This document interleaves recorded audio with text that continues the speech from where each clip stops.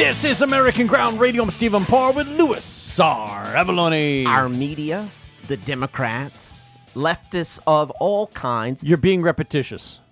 They just seem completely uninterested in the mental and physical health of President Biden. I mean, when he trips up in his speech, they make excuses for him. When he falls walking up the steps to Air Force One, it was gale force winds that actually forced him down. When he goes to bed early, they extol the virtues of getting good rest. I mean, these folks are absolutely shameless. Do they not see what is going on in front of their very eyes? I think some may see it. I think some intentionally don't want to see it. It's so much harder to see the truth when you've been lying to yourself. But see, there's so much precedent for what is going on in this country with respect to ignoring the health, the mental and physical health of the President of the United States. Polio had left FDR paralyzed from the waist down. Yeah. He tried to keep his disability out of the public eye because he feared that the public and world leaders alike would perceive his disability as a weakness. Right. And he would always use a cane, or he would grab onto someone else's arms at public events where he had to walk or where he had to stand. Well, and he had leg braces that he would wear that would actually force his knees to stay straight when he was giving a speech. When he gave the Day of Infamy speech, he was wearing those leg braces that made it look like he was standing on his own power. But the precedent here is the presidents who had physical or mental disabilities while they were in office, cognitive disabilities, they tried to keep it out of the public eye. Dwight Eisenhower, he had a serious heart attack in office. Later, he had a stroke. It required extensive hospitalization. And at the time, here's what the reporters were told. Eisenhower suffered a digestive upset during the night. What does that mean? It means that the White House has a long history of lying to the press. Woodrow Wilson in 1919. I mean, he had a stroke that incapacitated him. He never recovered from that stroke. Never. It was his wife. Right. I mean, speaking about his wife, Edith. Right. I think she may be the first woman, the first female president of the United States, the unofficial president of the United States. She certainly acted as president. And by the way, this is a wife that he married while he was in the White House.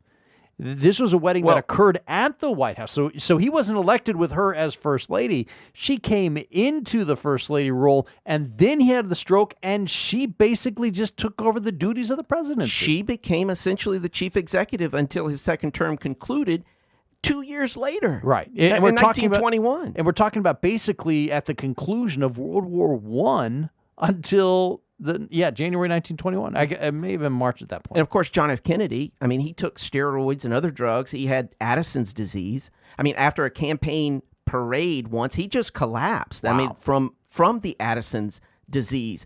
I mean, his pain, Kennedy's pain, was incapacitating at times. Many people feel like, I don't know that this led to his death because, the assassin's bullet, yeah. But he was wearing a back brace, and that back brace actually stiffened his body. Well, anyway, that's a whole other discussion with respect to the assassination. But my point is, many times the American people, the public, was kept unaware. And whether it was Roosevelt or Eisenhower, Wilson or Kennedy, these men wanted to create an image of strength for the public because they understood that when your adversaries, folks all around the world, countries all around the world, when they see that you are weak as a country, your leader is weak, they're more prone to attack. I mean, this is the underlying principle of Ronald Reagan's peace through strength strategy to win the Cold War. Frankly, it's why Putin goes horseback riding without a shirt on. He's trying to show that he's macho and he's got strength and don't mess with Putin.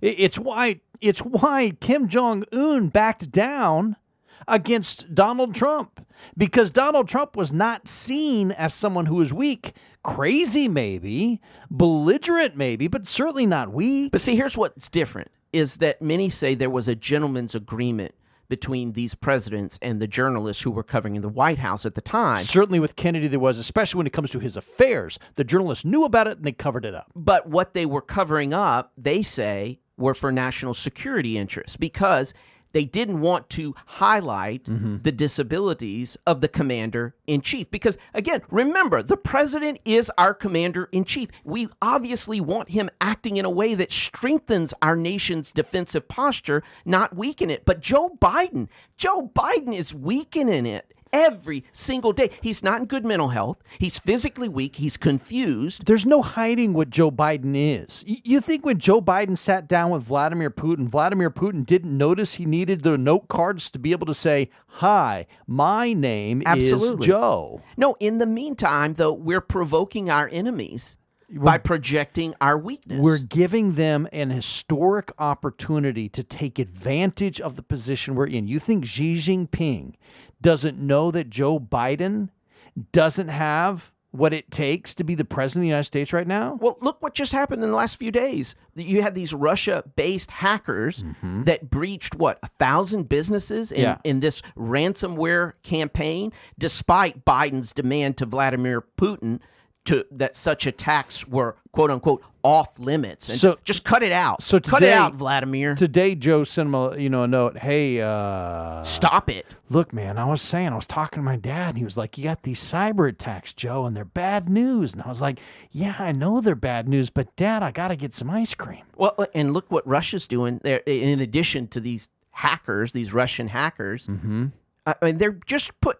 85,000 troops in Eastern Europe, right near Ukraine. Well, look, what is our response to that? We have no response. None whatsoever. We have no response. Well, look, they didn't have any response to it when Russia invaded Ukraine during the Obama administration. You'll notice Russia didn't invade any countries when Trump was president. They invaded Syria and Ukraine when Biden was. China. Or when Biden was vice president. No, China. They're building 100 new silos for intercontinental ballistic missiles. This is the largest expansion of Beijing's nuclear capabilities in over 50 years. Well, and they're flying daily flights into Taiwan airspace. Is it any coincidence? Is it any coincidence that this is happening? No.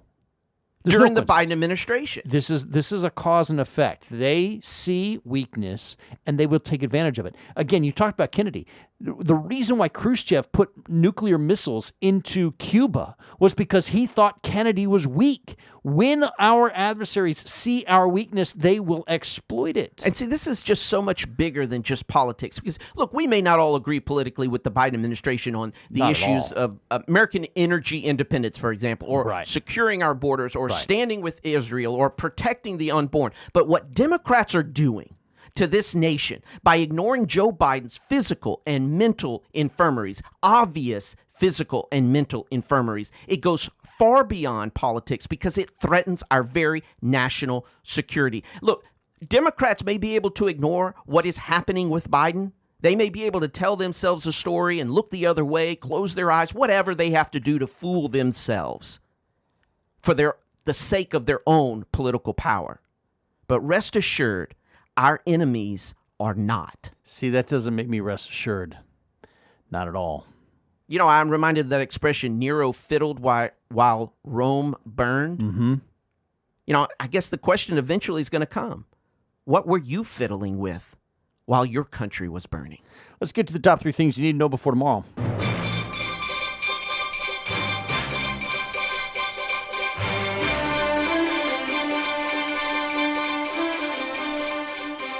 As many as 10,000 people may have voted illegally in Georgia's last election last December. That's the finding, actually, November and December. That's the finding of a study being reported by TheFederalist.com. The Federalist says an analysis of absentee ballots and change of address forms was done by Mark Davis of Data Productions Incorporated. He found that at least 10,000 people and perhaps as many as 30,000 people voted by mail in a county in Georgia that they did not live in. They had moved and filed change of address forms before the election, but voted in their former counties of residence anyway. That's illegal under existing Georgia election laws. Joe Biden only won the state of Georgia by about 12,000 total votes. You know, we talked about this earlier in the week. You know, what if the 2020 election audits show that Trump really won? I mean, we really don't know. We don't know what comes next. It's all, I mean, the U.S. Constitution is silent on the issues. The Founding Fathers did not write up a what if in the Constitution to make things right. It's because our Constitution's only good for a moral people. And if anybody cheated on this scale, they're obviously not moral. Second thing you need to know before tomorrow, conservatives are gathering for a second time this year,